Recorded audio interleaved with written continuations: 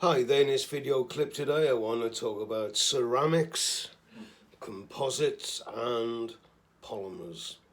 What is a ceramic? A ceramic is a material dug out of the ground. It's an inorganic, non-metallic compound. It's not like iron oxide, it's not like aluminium oxide, which are dug out of the ground, the metal ores. What are these ceramics used for? Well, examples would be bricks, china, household china, etc., and glass. And there's two main types of glass. There's one, soda glass, and the second type is borosilicate glass. Borosilicate glass. Let's look at them. How do you make soda glass? The answer is you take three things, heat them up, and they form glass. You take sand, sodium carbonate, I can't spell carbonate, and chalk, calcium carbonate. Calcium carbonate, which is chalk, heat it up and you get glass. This glass is not that strong, however, it can be used for windows, glass bottles. That is soda glass, but it's not that hard. It's not that tough. It's got a lower melting point, which means you can't use soda glass based kitchenware because it would crack. It's brittle. It's not that strong. The second type of glass is borosilicate glass, and that is just basically you take, let's call it boron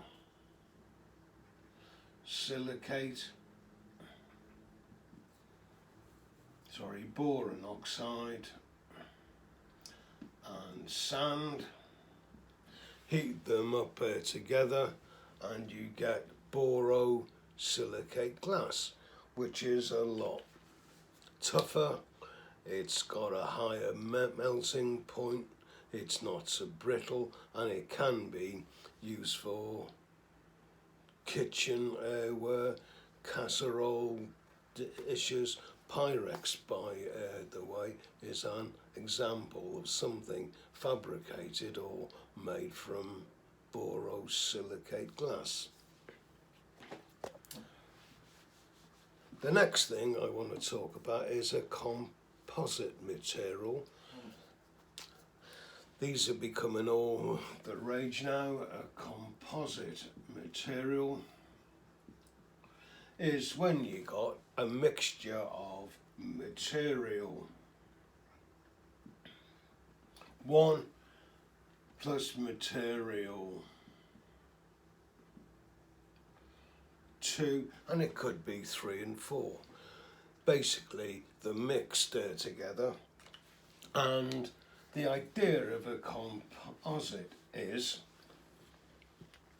they give you a new material which maybe have some of the good properties of component A and some of the good properties of material 2. Let's look at some examples of composite materials. Most of these you'll have heard of, 3, 4. The first one is if I've got wood and a polymer. And the second is fiberglass.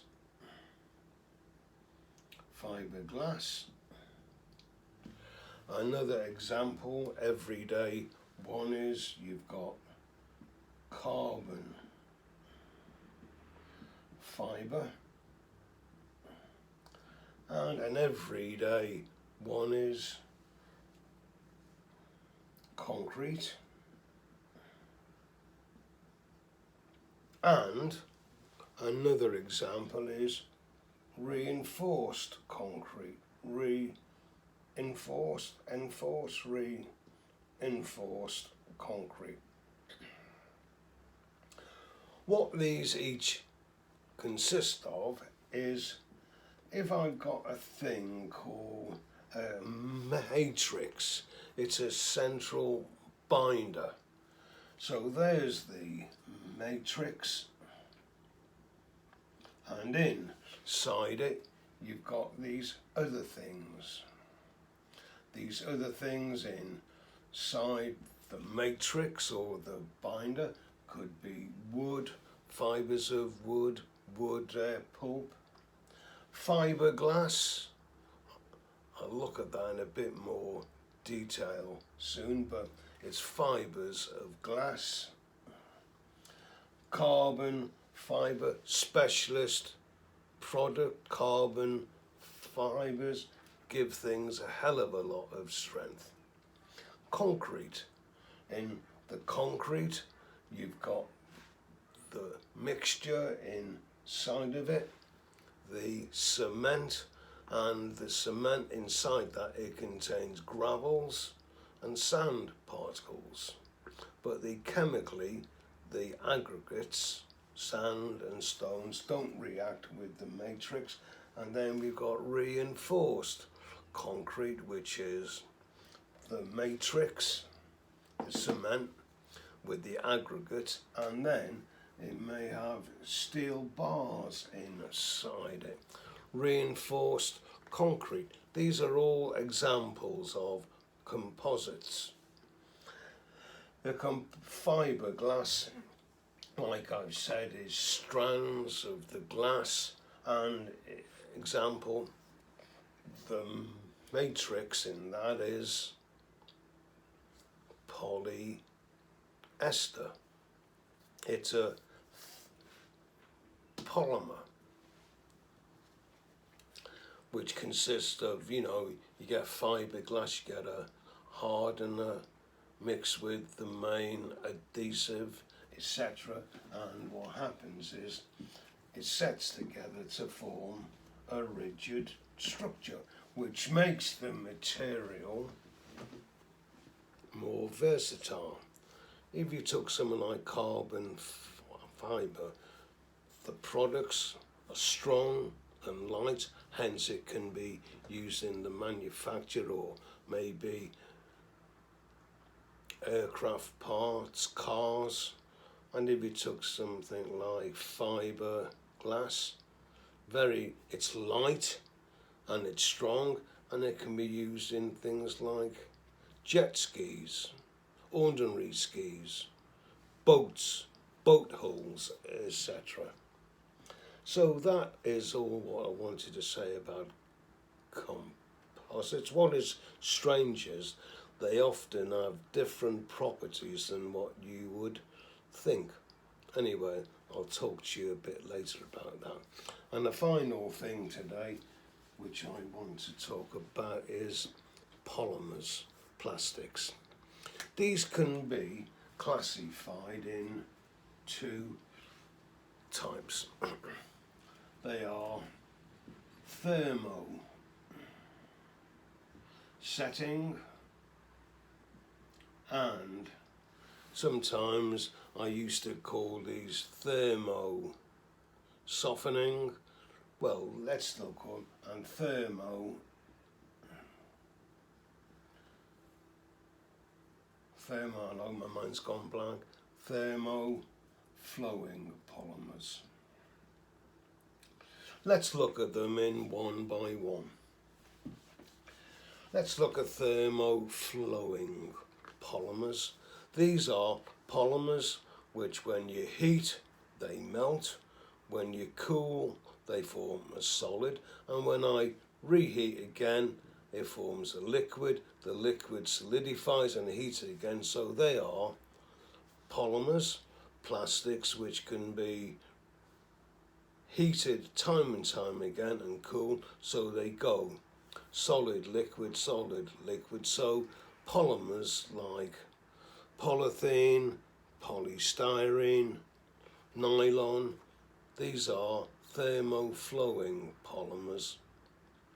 You heat them, they go from a solid to a liquid, so they're easier to recycle, and they can be moulded and shaped into all forms of articles and products. If you look inside a thermoflowing polymer, there's the polymer chains,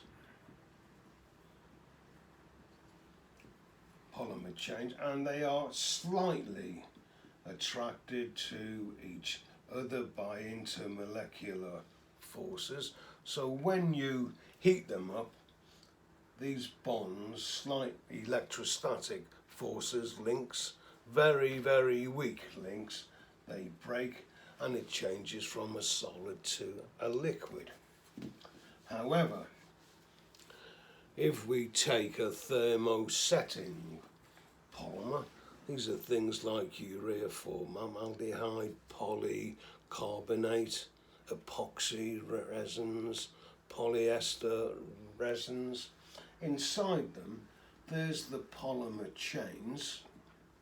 However, during the manufacturing process, using different types of catalysts, temperatures, pressures, they form cross links.